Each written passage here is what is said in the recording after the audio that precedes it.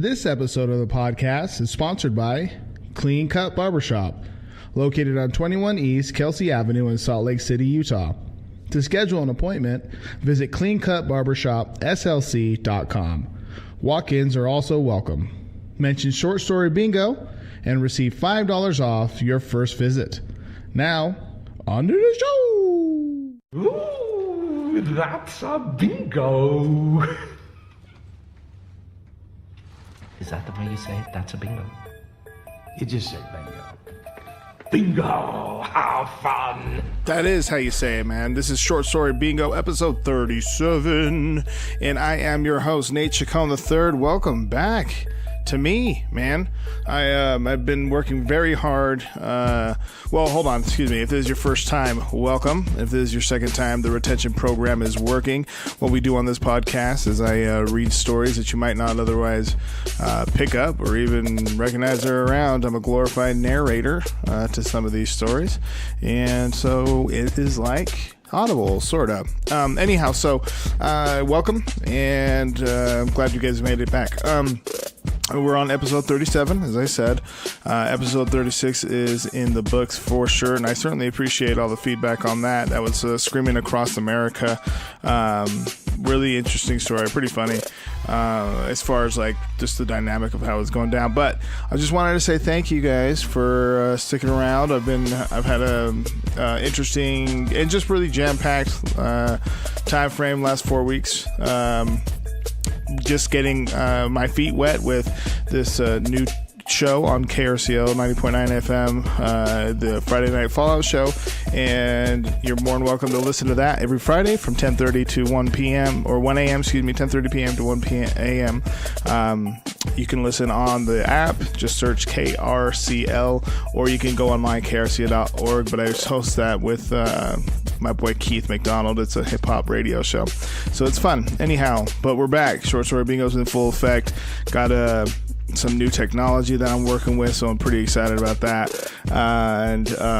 Yeah, man, just I'm really excited to just be recording this podcast right now. Just I can't even fucking front with you. But so with that being said, let's get back to our regular programming. We have our top 3 countries, because people are still downloading the joint. You know, we're averaging still about 340 hits a day, so which is great. I certainly appreciate it so much. Received some emails as well. I was telling my boy Jody, who is the owner over at Clean Cut Barbershop on 21 East Kelsey Avenue, our sponsor, just mentioned Short Story Bingo, and you receive $5 off your first haircut. So it's like a $20 haircut for sure, like super dope. I just was there a couple days ago, and refer to my boy Tristan, who's been on this podcast. Anyway, so Sweden, the UK, and France. Those are the top 3 countries, and then the top 3 states. I feel like none of these have been on the top 3, but this is what the analytics told me: Maine, Washington, and Delaware. Yeah. The Delaware one kind of knocked me off, but whatever, man. Whoever's in Delaware listening, thank you so much. And then, of course, the random Twitter follower shout out goes out to @LaughNYC. That is Paul Corrigan. He's a stand-up comic out of New York City. He's a pretty fun follow.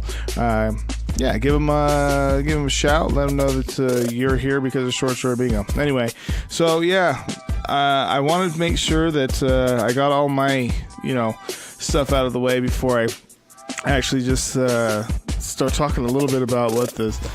I don't know, man. I've been so into hip hop, or like so diving back into hip hop, like the Drake and Pusha T beef, Kanye West's new album, Pusha T's new album. It's been a Black Thought's new album. It's been a pretty fun time in hip hop right now. So yeah, just super freaking excited. But today we're going to be reading out of this book that I posted on the Instagram. Go follow the Instagram @Short Story Bingo. Zombie Jesus and Other True Stories is the book, and the story that we're reading is called Partners by Ian Welke.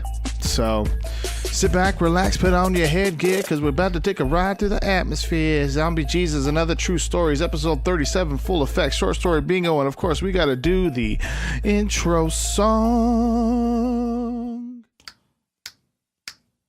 Short story bingo. Short story bingo. Short story bingo. Short story bingo. Sometimes they're funny and sometimes they're sad. Most of the time they're funny because I hate to be sad. Short story bingo. Short story bingo. Short story bingo. Short story bingo. But don't take my word for it. Spare fingers. I'm not looking forward to LSD day at the office. I pull into the lot late, the Los Angeles sun already blazing high into the sky. I toy with the idea of just going home, but I called in sick on the acid day last month, and pattern recognition, the management buzzword of the season. Wait a second. Let me run that back real fast. Okay, I'm not looking forward to LSD day at the office. Normally, most of us don't. I mean, I'm looking forward to like regular day, maybe like donut day. I pull into the lot late. The Los Angeles sun already blazing away, high in the sky. No pun intended there. I toy with the idea of just going home, but I called in sick on the acid day last month, and pattern recognition is the management buzzword of the season. Can't call in on two, drug days of the month. Okay, not concurrently. All right, you can skip acid day. Can't skip LSD day. Aren't they the same thing? LSD and acid, aren't they? I feel like they're the same thing. Anyway, but you can't. I mean, seriously, you have some professionalism. Show up. Take your acid. Take your LSD. And, be a productive member of this workforce. Karen, of course, her name's Karen. Karen from HR sits waiting for me in the management pen with my company dose. She has a look on her face like a concerned mother with a kid who's not taking his medicine. I wonder if she'll check to make sure I swallow the tab. Her business skirt suit is the sort of mid-50s future wear that became so popular when the change came. Our rockets reached... when the change came. I wonder what's going to happen. Okay, our rockets reached the moon. Our magics brought our extra-dimensional partners to our world, and America became supreme. Okay, hold on.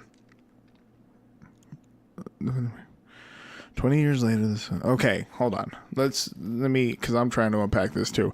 All right, so Karen from HR, so he's getting ready again. Okay, Karen from HR sits waiting for me in the management pen with my company dose. She has a look on her face like a concerned mother with a kid who's not taking its medicine. I wonder if she'll check to make sure I swallow the tab. I would. Her business skirt suit is a sort of mid-50s future wear that became so popular when the change came. Our rockets reached the moon, our magics brought our extra-dimensional partners to our world, and America became supreme. Okay, so we brought people back, or aliens back. 20 years later, the styles of 58 have never gone out of fashion. Even Karen's red hair, the same Devil's Bride dye job that all the women wear with their green iris lenses, is cropped in the style of the Eisenhower years. Are you okay, Mr. Johnson? She's required to ask about my disposition before I take the dose. The wrong mood swing or health issue could be devastating to the user, the health of the company, and everyone in it. Because you'll fucking do something crazy like shoot some shit up. Malay. No, how do you say this word? Malaise might lead to an malaise. Let's look it up. Malaise. Malaise is a feeling of general discomfort, uneasiness, or pain. Okay, often the first. Okay. All right. How do you say it? Malaise. Okay. Whatever. All right. Okay. Are you okay, Mr. Johnson? She's required to ask about my disposition before I take the dose. The wrong mood swing or health issue could be devastating to the user, the health of the company, and everyone in it. Malaise might lead to an introspective nightmare. A bad trip can have longer lasting consequences. Some demon summoned from the imagination tearing its way through the fabric of reality and through the skin and viscera of anyone in its way before the magic men exercise it and write reality. I pull out a cigarette and put the pack back in my coat pocket. Lighting it, taking a drag and exhaling, I say, of course. Safety is one thing, but if I decline the dose, I'm setting myself up for a world of hurt. Not a team player, not a groundbreaker. People will look into my abilities. Just took more time getting here this morning. Just stuck in the middle of a parade. Followers and revelers of the corner preacher man. Excellent. Her smile stretches her plump, rouged cheeks. It's a double dose today. Time to flex the creative muscles. Now, stick out your tongue. Magic and technology. And magic is spelled M-A-G-I-C-K, so I'm sure, yeah. Magic and technology. Merging the two together. Our purview. Technomancy. R&D. Dangerous on good days, even when the staff's not fueling the fires with their brain cells bubbling away with heads full of acid. For a second, while the tabs dissolve on my tongue, I consider not swallowing the rest of it. Going through the day on a partial dose. The worst thing I'd have to cope with, the constant clicking of the clock. Dude, if you definitely, I mean, you know what that means. Like, if you definitely have done that, just like the nuanced sounds that are going on, like ambiance that you're like even like a fridge humming and buzzing, it can just turn into like so many different other sounds, like that make you like, give you like will give you the shivers, you know what I'm saying? Like, it'll shock you a little bit, like just hearing the, and then it goes like, and starts to get louder and louder. Yeah. All right. So, okay, going through the day on a partial dose. The worst thing I'd have to cope with, the constant clicking of the clock. Assuming no one else dredges up some nightmare from the netherworld to drag us all to hell. I've gotten good enough at faking. I'm a norm. The magics have never worked for me, and I'm not tech adept. I got through engineering and math classes by faking magic theory. My ability to fake both led to this job, the conglomeration of the twin arts, despite not being able to manage either. And it's kept me here, in this world. My ability to fake it has kept me from being one of the disappeared. No one knows for sure what happens to them. No one I know, anyway. Best guess is they get forced into off-world colonization. Or food for one of the partners from the other dimensions. How you doing, Paul? A hand clamps on my shoulder and my skeleton nearly jumps out of my skin. Quiet that thinking or it'll goddamn happen. I look up into the face of my boss, half expecting to see horns. Thankfully, the LSC hasn't kicked in yet, so my thoughts are less dangerous than they will be in an hour. All right, Tom. How's tricks? He stares at me, pupils the size of saucers, because he's all f***ed up. A year out of secondary school, and he manages the whole department. Youth movement, shaking things up again. Shooting for big things today. I nod. A double dose. Shock the cranium into action. He walks off without saying anything else, probably seeing something I don't, that may or may not be there. At my desk, I look at the picture of Claire and me from our trip up to Vandenberg to watch the rockets take off. The first construction delivery for the moon base. Before I get the chance to savor the memory, my vid cube dings an incoming message. The holographic image forming in the computer cube. Cool, dog. Okay, so this is like holographic image. Obviously, my mind goes, well, I mean, not obviously, but my mind goes to Star Wars, right? Luke. Or no, not, it doesn't, she doesn't say Luke, just says, you're our only hope. And it goes away. Thanks, R2, for doing that, by the way. The holographic image forming in the computer cube. Howard Hughes, Minister of Information, comes on to deliver the news. A second image forms. John Whiteside Parsons, Minister of Magic and Technology. announcing new information from the trans-dimensional partners, working on the construction of the moon base. A sound catches my ear. A whisper from a fold in the fabric of reality. Ooh, a whisper from a fold in the fabric of reality. That's such a vivid sentence. Like, especially like if you know, again, if you know, you know. A whisper from a fold in the fabric of reality. A sound catches my ear. That's what he said. A sound catches my ear. A whisper from a fold in the fabric of reality. The acid is kicking in. Fucking acid. I've been staring straight ahead for hours. Looking at my watch, I see that it's really been less than a minute. Over here, twisting my head around, there's no one in the room with me. My head snaps back to the vid cube. The face of a devil glares back at me. We know what you're concealing, it hisses. After enduring hours, strung out, tossing and turning, and unable to sleep, I give up. Get out of bed and hit the shower. Letting the hot water run over me, I wonder if I bought myself any time yesterday. I turned in a report with some wild ideas, but no results.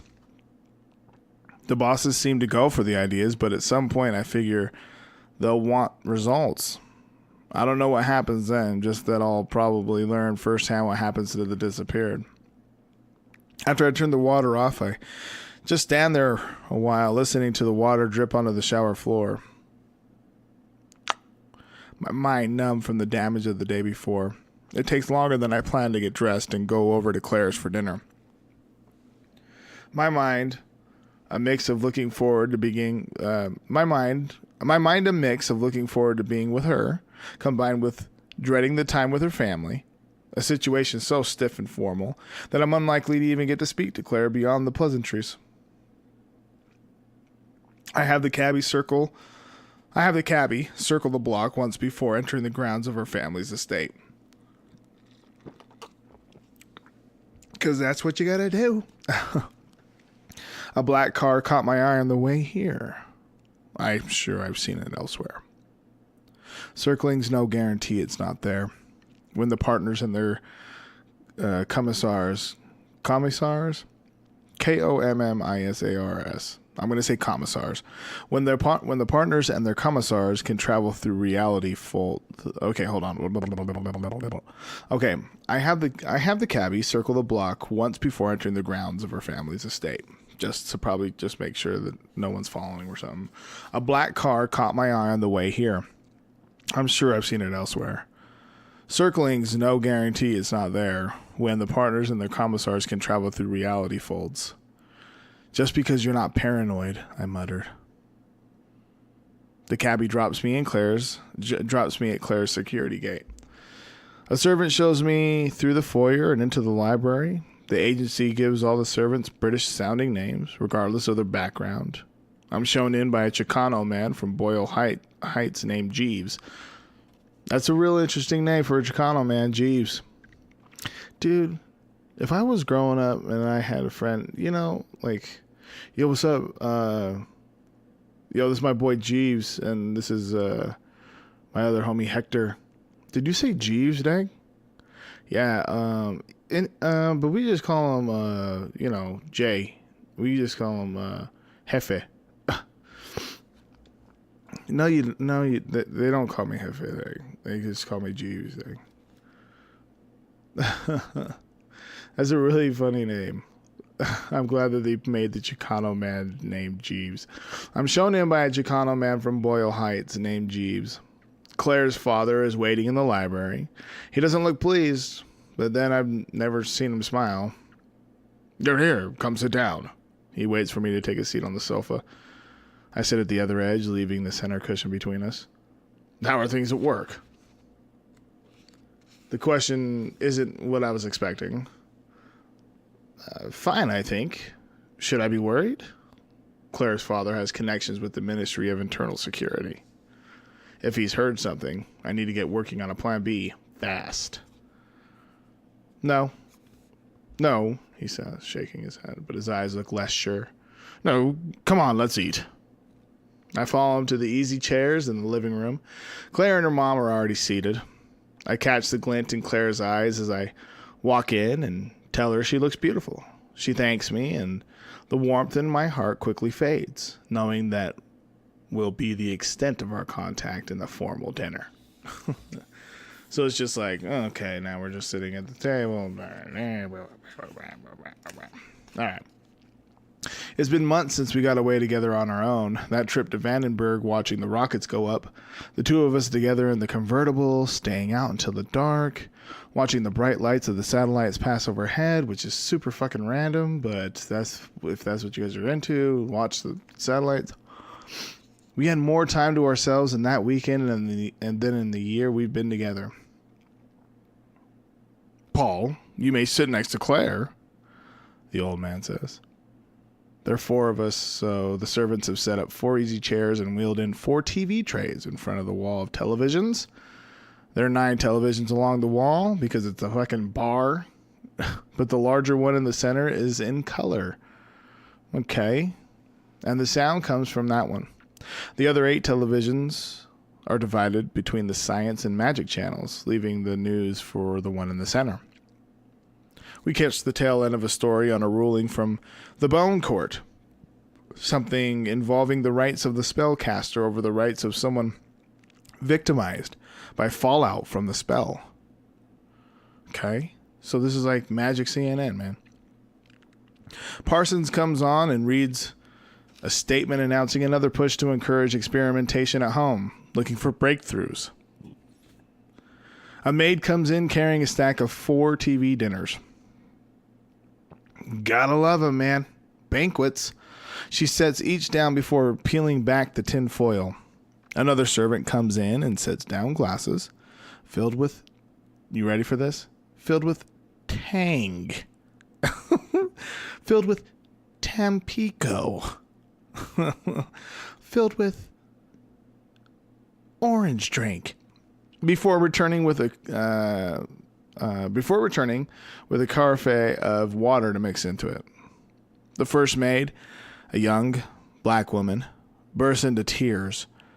She backs away, trying to recover. She apologizes, but she's crying too hard and the words don't make any sense. Wait.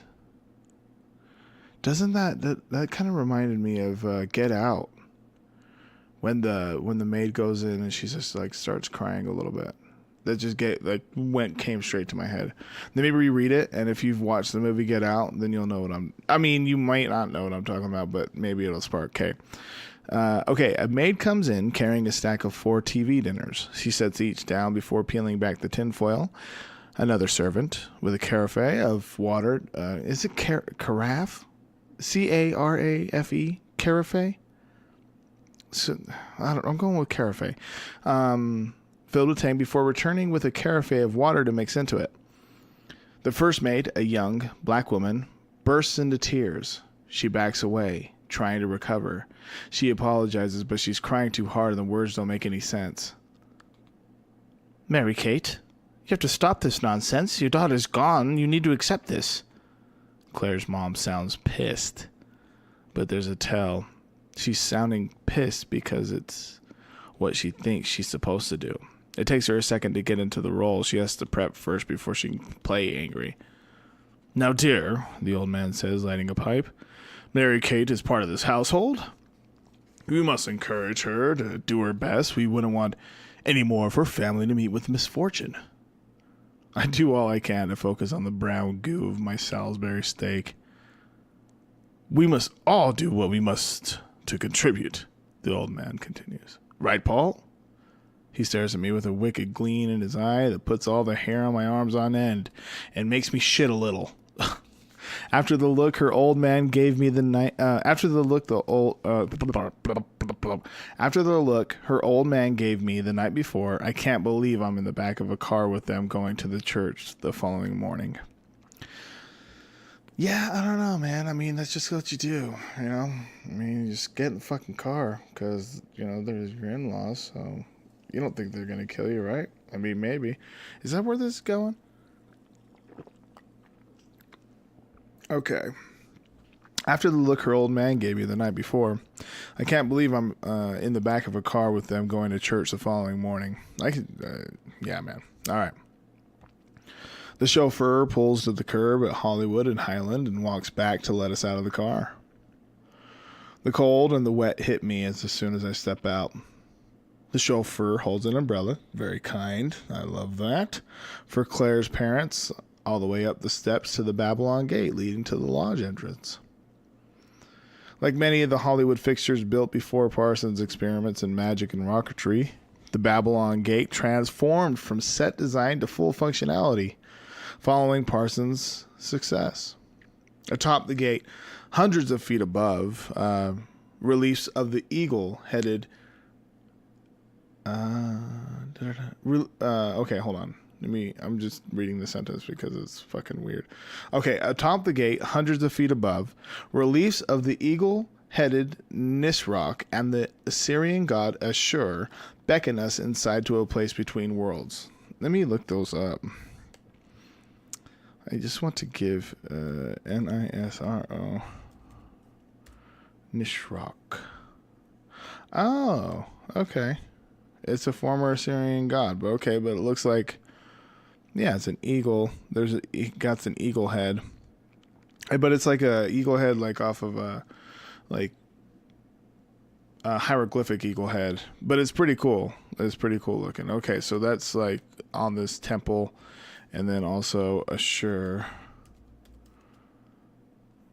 Okay, so Ashur looks more. It has like wings essentially. It's a portrait of wings and tail feathers, and then in the middle is this gentleman with a bow pulled back.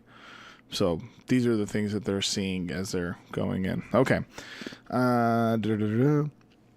Atop the gate, hundreds of feet above, this is a large gate, by the way, reliefs of the eagle-headed Nisroch and the Assyrian god Ashur beckon us inside to a place between worlds. Static crackles through my clothes and goosebumps rise on my skin as we pass through to a plane not in our world. My eyes sting a little, adjusting to the change in air pressure and light. This is fucking Stargate, man. The ceiling is clear as glass. Through it, is it fucking glass, man? Can you just say the ceiling is glass? Through it, a dark blue sky from wherever this world is located. Its alien sun glows above, just enough to provide dim light in the great hall. The second dimensional gate is in the center of the room, ringed by pews. We take our seats in the third row, in the half of the ring opposite the gate we came in.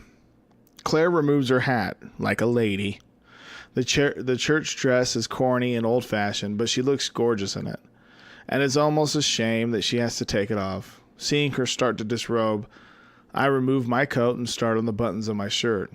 What in the Once the congregation is naked and standing, shivering in the frigid alien air, the human priestess enters, stepping through a fold in reality in front of the center gate. She's naked apart from the snake headdress. Medusa? What the fuck is going on? Her skin is pallid, not having felt the sun in her lifetime. She holds a snake by the head with her right hand, her left on the tail. She lifts it towards the ceiling and starts to shake. The sound starts as a whisper and builds like the voices in my head on a strong dose of LSD.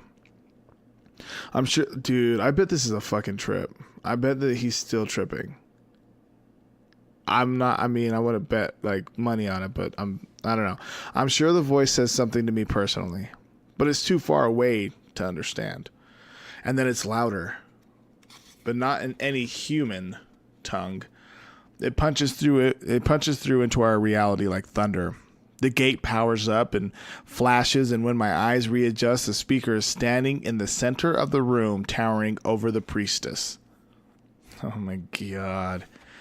Okay. The alien is bipedal and stands as a human, but it is at least 12 feet tall and looks as if it has been excuse me, as if it has been assembled from an amalgam of parts from creatures from our world. It's layered in scales on its back, wrapping around its ribs. Between the scales, huge, wiry spider hairs jet out at odd angles. Oh, God. It has 6 arms and 6 breasts. Okay. Its hands are human-looking until the fingers, which are too long even for something proportionally so large, and end in filthy claws. God, what a picture. Its face is something its face is roughly goat-like, naturally, though the snout is more like an anteater. Oh, God. The feathers at the back of the head must have been part of what caused Parsons to believe that he had summoned the whore of Babylon. Let's go over that description. The alien is bipedal. So what the fuck does bipedal mean? Oh, okay. So it's a fucking bird. Yeah. All right. Well, I mean, no, we're fucking bipedal, right? Yeah, we're fucking bipedal. All right. The alien is bipedal, and stands as a human. Oh, duh! Come on, Nathan. And stands as a human, but it is at least 12 feet tall. Fuck. Yao Ming was 7'6", and he was like daunting. Andre the Giant was what, 7'5" or something, 7'3" or something, and he was, I don't know. Okay, and looks as come on.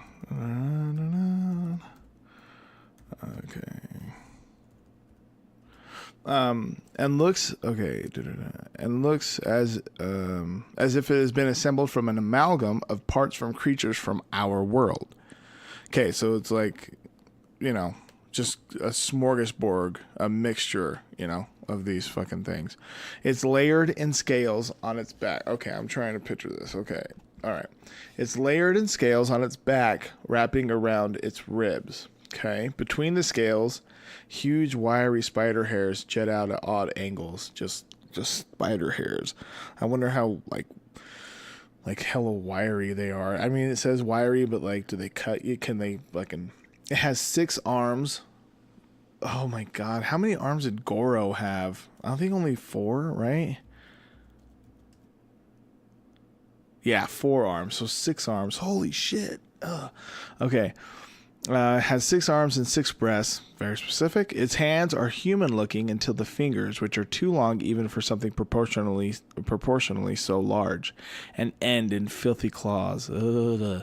Its face is roughly goat-like, though the snout is more like an anteater. Oh my God, a goat with an anteater snout? Okay. The feathers at the back of the head must have been part of what caused Parsons to believe that he had summoned the whore of Babylon. All right. So this is a big, like, bird with just hair and scales, like, just a bunch of different things into it. Okay. The priestess and beast speak in unison. The voice reverberates through the hall, understandable only on the echo. Who will give themselves to me? Hands shoot up throughout the crowd. Murmurs of me, and I will. Way too eager, man. Fucking, take it easy. The creature and the priestess stick their left arms out together, scanning the crowd and pointing to the same section. The alien serpent tongue jets out of its snout. This one. A girl of 14 makes her way out of the pews and races down the aisle, clapping her hands together. Way too excited. Okay? Way too excited, man. She stands between the priestess and alien, her hands raised up as though to embrace the creature. The alien reaches down and clasps her sides with all 6 hands and raises her up higher than the top of the priestess's head. The creature's sharpened tongue shoots out into the girl's forehead. Woo-wee! The girl writhes and wriggles and screams out one last ecstatic, "Yes!" before spasming, a flood of urine flowing down her legs and splashing onto the stone floor because she's dying, man. The creature continues to slurp the contents out of her head It discards her limp corpse, dropping it into the puddle of piss at its cloven feet. The creature and priestess speak again in unison. You are all now truly blessed. The creature steps back through the gate. Okay, man. You know what? Maybe tell us some other shit too. Why we're here naked, man. Thanks, 14-year-old girl, but you can't just say we're all truly blessed and then just go back through your fucking Stargate portal. The creature steps back through the gate and is gone. The priestess holds the snake aloft once more, spins and dances back through a fold we can't see and out of our sight. The congregation dresses in silence. I push a piece of potato through the remnants of some gravy with my fork. Then back again. Oh, so we're back at dinner, I think. I push a piece of potato through the remnants of some gravy with my fork. Then back again the other way. A child screams in the mall just past the diner doors, but my focus stays on the potato. Damn, just looking at it, just like... Claire reaches out and takes my free hand. You don't go to church often, do you? Her parents left with the car after the rites, leaving Claire to do some shopping and giving us the rare chance to be alone, albeit in a shopping mall full of people. Okay, so they're not back at dinner. It's not my thing, I guess. I put the fork down and start looking around for the waitress to bring us a check. Claire smiles, and suddenly nothing else matters to me. Oh, I wonder for a second if she gets that. How the simple sight of her happy for a moment, even at my expense, makes everything else seem unimportant.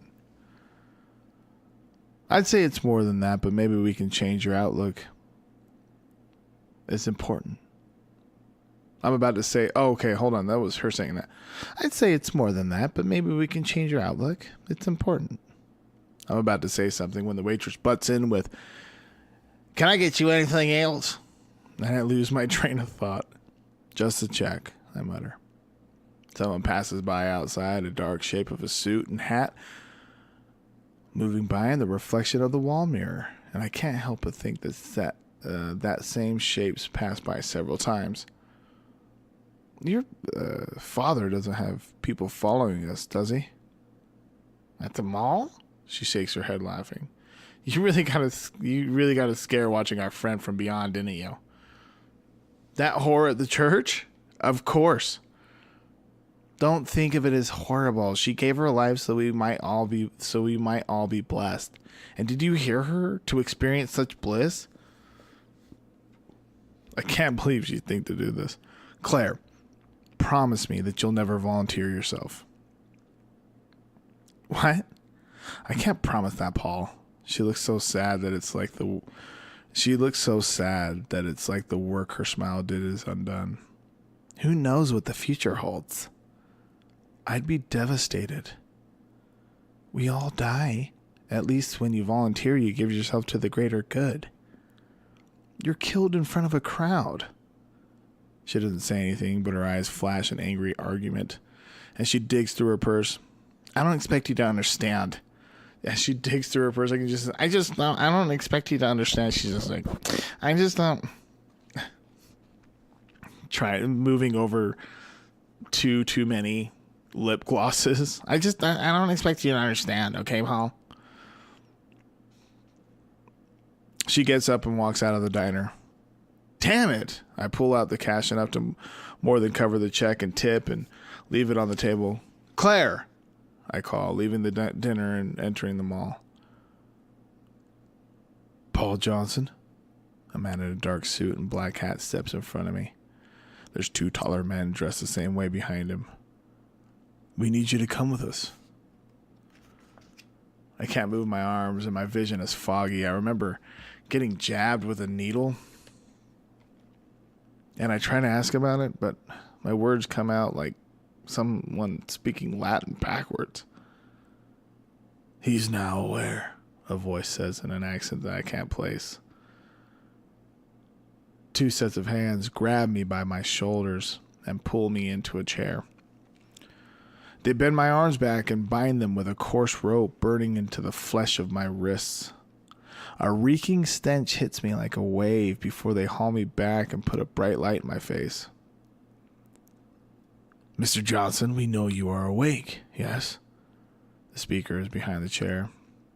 Padded clasps hold my head facing forward into the dentist's lap they have in my face.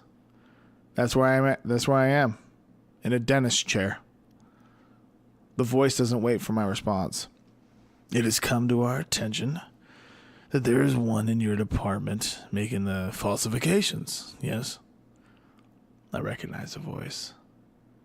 It's from a nightmare I had after watching a movie that came out last year with an interrogation in a dentist chair. It's less the voice of the actor in the film and much more from my dream version of the interrogator as a more over-the-top escaped Nazi war criminal. Realizing I must be dreaming, I exhale slow. Just gotta find a way to wake myself up. I can assure you this is quite real, Mr. Johnson. Generalized telepathy remains outside of our current abilities, but when we have a target that we can specify, this becomes a simple matter to read your thoughts and use them to best affect the scenario that you will find most unpleasant. I don't know what the fuck that was, alright? So just bear with me on that accent. What do you want from me? My mouth feels like it's full of cotton swabs and words come out mumble. What do you want from me?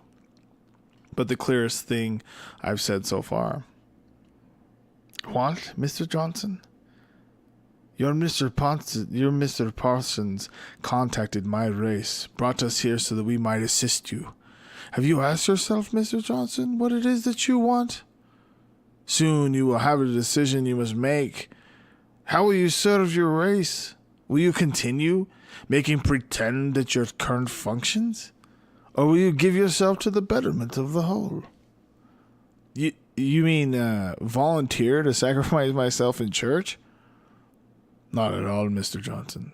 This is but one method. You could volunteer to be one of the colonists in your solar system. You are able-bodied. There are new worlds for your people and for my race to explore together. You could study. We have. You would call them universities. We are sending... No, they are universities, man. That's what they're fucking... We are sending some of your people to our home dimension to learn from us directly. Would you prefer to do this than to go to your box each day and stare at your timepieces until it is time to write a report of lies? I can't answer this, but I worry what might happen if I don't say something. Why me? Why are you giving me this choice? Mr. Johnson, we all have choices. But for you, certain strings have been pulled. The lamp switches off. These gentlemen will take you now to your benefactor. I suggest that you think about what it is you really desire. The car pulls up to Claire's house. The men in dark suits escort me up through the gate and guard into the house. We're met at the door by Jeeves, the Chicano, who leads us through to the library where Claire's father is waiting. Paul, please sit down. He extends his hand towards the sofa. I take a seat. The two escorts stay by the door. Have you thought about reassignment? He lifts a china teacup off his saucer and sips. The tea has a strong smell, ginseng, and something else I can't place. Is that what this is all about? You want me to leave to keep me away from your daughter? He puts the cup back down too hard, but not enough to crack the china. Paul, you missed the point. I'm thinking of you here. There's nothing for you in your current position. If you go willingly into another field, you have a chance. If you continue on your current path, you will find yourself among the disappeared. Claire wouldn't want that. I wouldn't want that. But doesn't she want us to be together? He sips his tea again. There's something in his eyes, like he's searching for the right way to phrase something. Claire said this would be difficult for you to accept. She's given herself over, Paul. Even if you cannot understand her reasons, you are going to have to accept that she's gone. I put my head on my knees, my arms over my head, and squeeze my eyes as tight as I can, hoping that if I try hard enough, it will all go away and I'll wake up and it's all been a dream. But I still hear the old man calling. Paul? Paul. That's it, man. Episode 37, Partners. What? By Ian Welke, out of Zombie Jesus and Other True Stories, which was edited by Max Booth III. Wow, man, that was a roller coaster. It was kind of made me think. Like, I mean, obviously throughout the story, I said what I was thinking about, but it made some things make sense as far as like how I took it was that this guy, I mean, they were definitely in like an alternate reality, and obviously then aliens had taken over the planet in this particular fictional account, as it were, and he didn't understand why people would like fucking do that, like give themselves up to this anteater dude. Totally understandable, but his girl did, and then she did, and the old man, her dad, was like, "Yo, man, so what are you gonna do now?" And he's like, "What are you talking about? Just trying to, I'd like to be with fucking Claire." Okay, well, that's a cool story, except that she's already dead, so you got to figure that out now. Kind of a fucked up love story, to be honest, but whatever. Yeah, I don't know. Go on, check online. Zombie Jesus and Other True Stories. There's another story in here. Well, whatever. I'm not gonna tell you guys. We're gonna be coming back to this. Like, just listen to the back cover says, Zombie Jesus and Other True Stories. What if John Wilkes Booth had a good reason for killing Lincoln? A reason kept secret to protect the innocent. A reason so sinister that it would turn your hair white as light. What if Jack the Ripper was the protagonist of his life story, and he was only trying to save the world from apocalypse? What if there was an agency somewhere out there responsible for the death of every single celebrity? What if the Titanic wasn't just carrying the living? What if there was more than just lava that erupted from Mount St. Helens? What if? So it's just a cool twist on, the historical stuff that's already happened. And I think that's what story we just read was maybe like about the Hollywood people, because they were very well. Yeah, that was probably what it was, is that alternate realities. Yeah, there was an agency, the Magic, yeah, responsible for all the deaths or whatever. Yeah, okay. Anyway, thanks again, guys, man. I know that this sounds super better. I'm recording with a new program on a new device, and the sound quality is going to be exponentially better. But with that being said, man, episode 37, check out the Instagram. Please follow at Short Story Bingo. And follow that. Of course, go down to Clean Cut Barbershop if your man needs a haircut. They're $20 for his first time. If you need a haircut, I mean, it is Friday, so they do take walk-ins. Take your ass down there, 21 East Kelsey Avenue. Mention Short Story Bingo, and it's a $20 cut. Normally it's $25. You get $5 off, bro. You know what I'm saying? And again, suggest it to your man if he's if he's looking for a different type of cut too. Like, they'll hook you up with a different style if that's what you're looking for. So, Clean Cut Barbershop, Rambo, my boy Jody, my man John Cooks over there too. Nonetheless, so Short Story Bingo, episode 37. My name is Nate Chacon the Third, and we're just gonna end it like this, man. Episode 38 next week. Happy Podcast Friday. I hope you guys have a good weekend. Be safe, be well. Make sure that you guys are good to each other, and we are out. God. Dun dun dun. Spear fingers. Cheers.